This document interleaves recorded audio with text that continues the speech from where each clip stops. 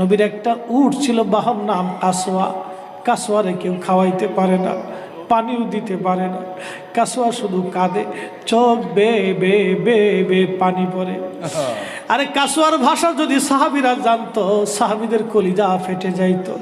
কাসওয়া খাবার খায় না রে, একটা উট নবীকে কেমনে ভালোবাসছে, একটা প্রাণী রাসূলকে কেমনে ভালোবাসছে।